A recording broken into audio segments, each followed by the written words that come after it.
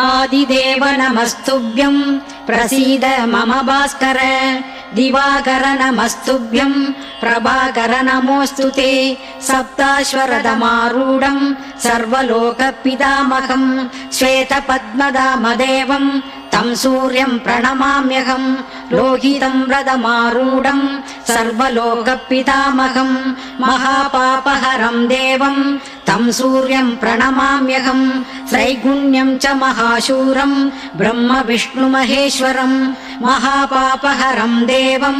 तं सूर्यं प्रणमाम्यहं ब्रह्मिदं तेजपुञ्जं च वायुकाशमेव च